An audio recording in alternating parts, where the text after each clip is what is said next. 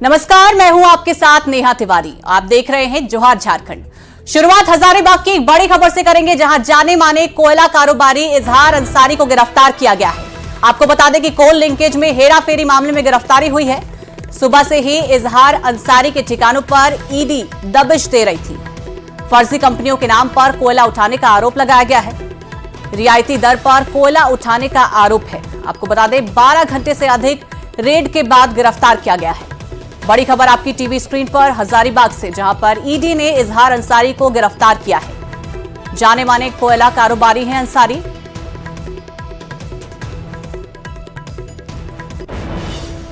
बारह घंटे से अधिक रेड के बाद उनको गिरफ्तार किया गया है। कोल लिंकेज में हेराफेरी मामले में गिरफ्तारी हुई है। आपको एक बार फिर बता दें कि सुबह से ही ईडी रेड कर रही थी। 12 घंटे की रेड के बाद उनकी गिरफ्तारी हुई है।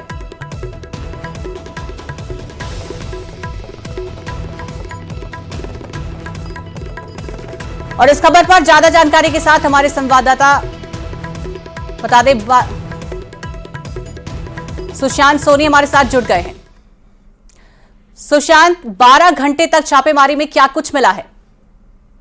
देखिए, आपको बता दें कि जिस तरीके से अहले सुबह 6 बजे से ईडी की कार्रवाई हजारीबाग में चल रही थी, तो हम कहीं ना कहीं हम कह सकते हैं कि लगातार जो कार्रवाई चल रही थी, इससे पहले जो है कैश बरामद किए गए थे और इनके पास जो है सूत्र ऐसा बता रहे हैं कि कई तरह के कागजात जो है वो इनके पास से पाई गई है। उसके बाद जैसे ही शाम हुआ, शाम होने के बाद ईडी की लगातार जो कार्रवाई चल रही थी, इसी दौरान जो है एक इन्हें गिरफ्तार करने की सूचना मिली। उसके बाद जो इन्हें शायद रांची जो है वो उन्हें भेजा जा रहा था। वहीं दूसरी अगर हम टीम की बात करेंगे तो दूसरी टीम अभी भी इनके आवास पर जो है कई तरह के कागजातों को खंगाल रही है। अब देखना यह होगा कि ईडी के हाथों हाथ जो क्या कुछ और कागजात हाथ लग पाते हैं और क्या कुछ जो है कोल व्यवसाय से संबंधित और भी जानकारियां सामने आ पाती है। जी, बहुत शुक्रिया सुशांत, आपका तमाम जानकारी साझा करने के लिए। इस खबर पर नजर बनाए रखिए। जाने माने कोयला कारोबारी अंसारी को गिरफ्तार किया गया है। आपको बता दें कि 12 घंटे तक की छापेमारी चली है।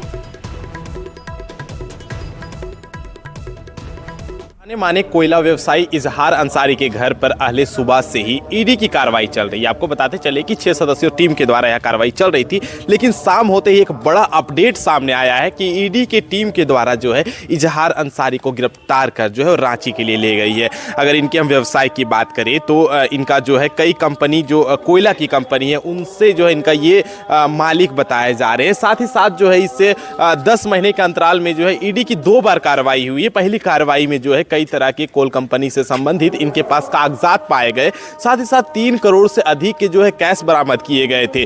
आपको बता दें कि उसके बाद जो है 10 महीने के अंतराल में यह दूसरी कार्रवाई हुई है। अगर हम सूत्र की माने तो कई तरह के कंपनी जो कोल कंपनी से संबंधित कागजात है वो पाए गए हैं और बताया जा रहा है कि सूत्र की अगर हम मानते हैं कि वो जो है यहां से गिरफ्तार कर जो है रांची इनको लेते जाया गया। वहीं दूसरी तरफ जो ईडी की दूसरी वो जो टीम है वो अभी भी अंदर है, उनका जो वाहन है अंदर खड़ा है और कई तरह के कागजातों को खंगाल रहा है। अब देखना यह होगा कि उनके पूछताछ के बाद जो और क्या कुछ जो है वो सामने आ पाता है और इसके बाद जो आगे की जो कार्रवाई है वो क्या कुछ हो पाती है। सुशांत सोनी, न्यूज़ 18 हजारीबाग।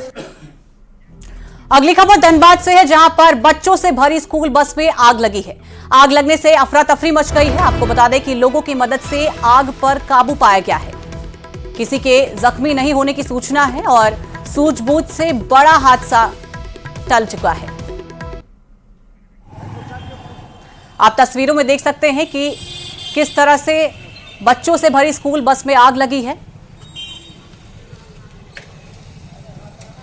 फिलहाल किसी के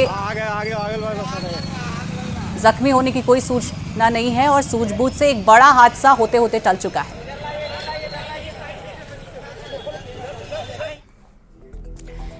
ईडी और झारखंड के सीएम हेमंत सोरेन के बीच पिछले 6 महीने से चल रहे लेटर वॉर के बाद अब 16 से 20 जनवरी की तारीखें बेहद अहम हो चुकी हैं। इस बीच खबर है कि सीएम हेमंत सोरेन ने पत्र भेजकर ईडी को टीम की जांच को बुलाया है। सूत्रों के अनुसार ईडी को मुख्यमंत्री की ओर से 20 जनवरी का समय दिया गया है।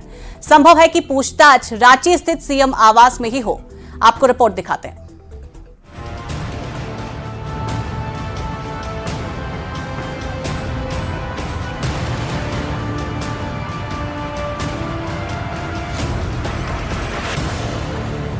केंद्रीय जांच एजेंसी ईडी के बार बार समन जारी किए जाने के बाद अब खबर है कि सीएम हेमंत सोरेन ने ईडी को समय दिया है। 20 जनवरी का समय ईडी को मुख्यमंत्री की ओर से दिया गया है। जानकारी के मुताबिक सोमवार दोपहर सचिवालय कर्मी जो बंद लिफाफा लेकर ईडी दफ्तर पहुंचा था, उसी में मुख्यमंत्री ने ईडी को समय देने की बात लिखी है। पत्र में लिखा गया है कि 20 जनवरी को मुख्यमंत्री आवास पर ईडी की टीम सीएम का पक्ष ले सकती है। दरअसल जमीन घोटाला मामले में मुख्यमंत्री हेमंत सोरेन को 8 बार समन भेजा गया। 13 जनवरी को ईडी ने 8वां समन भेजा। पीएमएलए की धारा 50 के तहत ये 8वां समन जारी किया गया। पत्र में सीएम को बयान दर्ज कराने को कहा गया। 16 से 20 जनवरी तक का समय दिया गया। जगह और समय बताने के लिए 2 दिन का वक्त मिला।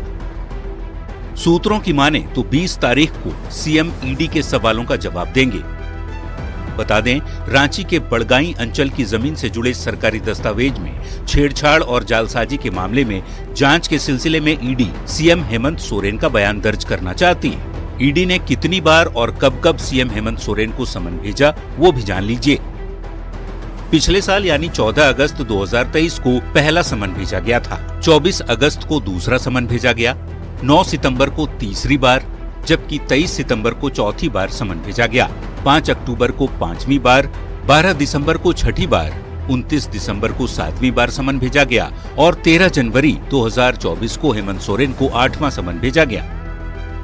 वैसे 3 जनवरी को हुए रेड के बाद ईडी ने मुख्यमंत्री के मीडिया सलाहकार अभिषेक प्रसाद उर्फ पिंटू को भी समन के जरिए मंगलवार को पूछताछ के लिए ईडी दफ्तर बुलाया था, पर वे पेश नहीं हुए। अब सभी की निगाहें 20 जनवरी पर टिकी हैं, जब जांच एजेंसी मुख्यमंत्री का बयान दर्ज करेगी। न्यूज़ 18 के लिए रांची से ओम प्रकाश की रिपोर्ट। जेएमएम के आरोप पर बीजेपी प्रदेश प्रवक्ता प्रतुल शाहदेव ने पलटवार किया है। उन्होंने कहा है कि कभी कांग्रेस के नेता ईडी के अधिकारियों को धमकी देते हैं, तो आज रसस के प्रवक्ता जनता के आक्रोश का हवाला देकर कोई भी परिस्थिति के उत्पन्न होने का दावा कर रहे हैं। अखबारों में आया कि 8वां समन भेजा गया, नोटिस की गई और तमाम सूत्र के हवाले से संवाद माध्यमों में आया कि इसके कॉन्सिक्वेंसेस क्या होंगे। ईडी ने उस पत्र में लिखा। मेरा पहला सवाल, ईडी जब भी किसी को नोटिस जारी करती है, वो नोटिस का मजमून ईडी क्या पब्लिक डोमेन में डालती है?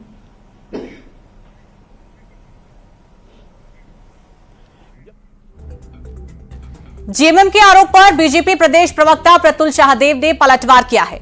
उन्होंने कहा है कि कभी कांग्रेस के नेता ईडी के अधिकारियों को धमकी देते हैं, तो कभी आज आरएसएस के प्रवक्ता जनता के आक्रोश का हवाला देकर कोई भी परिस्थिति के उत्पन्न होने का दावा कर रहे हैं।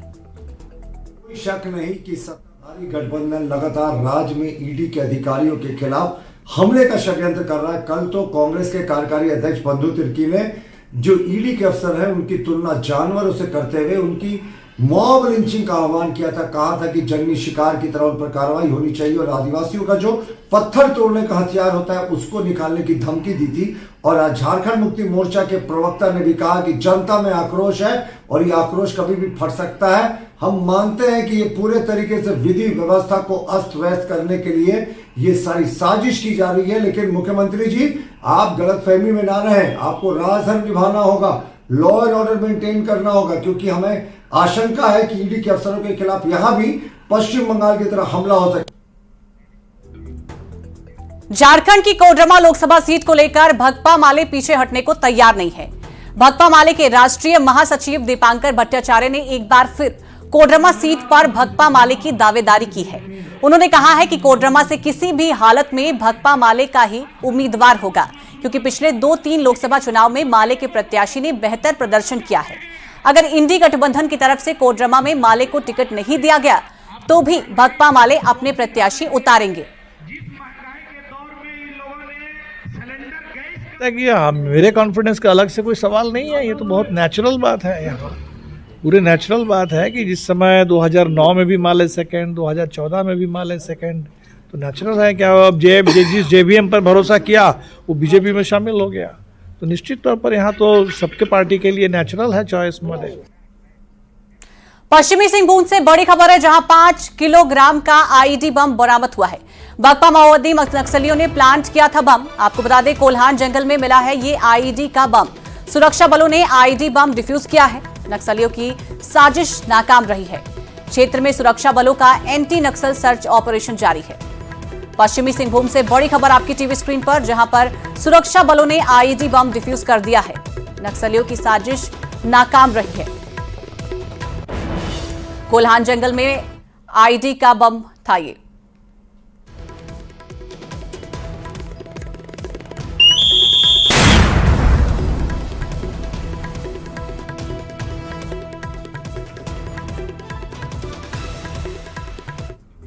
अगली खबर रांची से है, जहां एनआईए ने फैजान उर्फ फैज के खिलाफ विशेष अदालत में चार्जशीट दायर की है।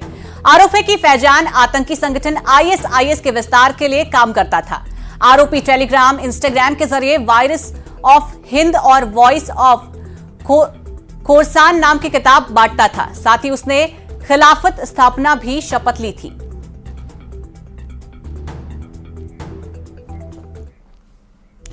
फैजान उर्फ फैज टेलीग्राम और इंस्टाग्राम जैसे सोशल मीडिया के माध्यम से आतंकी संगठन की जड़ों को मजबूत करने में जुटा था। आरोप है कि फैजान भय और आतंक पैदा करने की साजिश रच रहा था।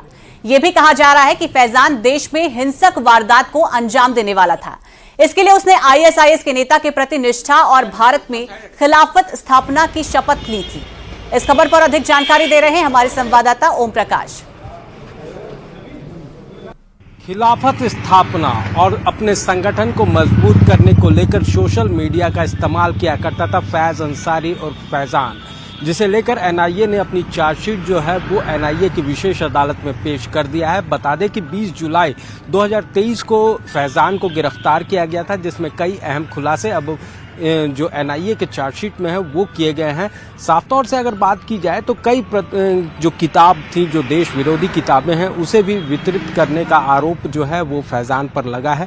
पूरे मामले में जांच जो है वो अब भी जारी है। अब देखना होगा कि इस मामले में एनआईए की जांच में क्या कुछ अहम खुलासे होते हैं और किस तरह से झारखंड में एक्टिव हो रहे मॉड्यूल का नया खुलासा हो पाता है। कैमरामैन प्रभाकर के साथ ओम प्रकाश, न्यूज़ 18 रांची। खबर रांची से है। साहिबगंज का सफर मुश्किल नहीं होगा और इसका श्रेय जाता है राजमहल विधायक अनंत ओझा को। जल्द ही 4 लेन एक्सप्रेसवे का काम शुरू हो जाएगा, जिससे महज 4 घंटे में लोग साहिबगंज से रांची आ जा सकेंगे। राजमहल विधायक अनंत ओझा ने विधानसभा में इसकी मांग की थी, जिसे राज्य सरकार ने मंजूरी देकर केंद्र सरकार को भेज दिया है। उम्मीद है कि जल्द इसका काम शुरू हो जाएगा। सड़क निर्माण को मंजूरी मिलने के बाद विधायक ओझा ने कहा कि एक्सप्रेसवे हाईवे का निर्माण होने से साहिबगंज वासियों के साथ साथ पूरे संथाल परगना के लोगों को इस सड़क का फायदा पहुंचेगा।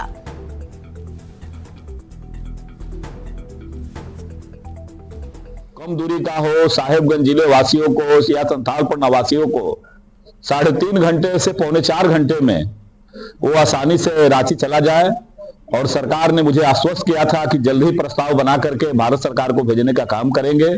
और मुझे खुशी है कि कल कई समाचार पत्रों में देखा हमने कि जो विधानसभा में हमने प्रश्न लाया था इस संथाल परगना के जीवन रेखा को नई दिशा देने के लिए, तो साहिबगंज से रांची का एक्सप्रेस हाईवे जो 350 किलोमीटर के आसपास है, उसको सागर माला परियोजना से जोड़ने के लिए उन्होंने प्रस्ताव बना करके भारत सरकार के पास भेजा है। खबर रांची से, जहां जर्मनी और चेक रिपब्लिक के बीच खेला गया आज का मुकाबला एक तरफा रहा। जर्मनी की टीम ने चेक रिपब्लिक को 10-0 से हरा दिया। इस मुकाबले में जीत के साथ ही जर्मनी की टीम नॉकआउट में क्वालिफाई कर सकी है। वहीं चेक रिपब्लिक का पेरिस ओलंपिक में क्वालिफाई होने का सपना टूट गया है।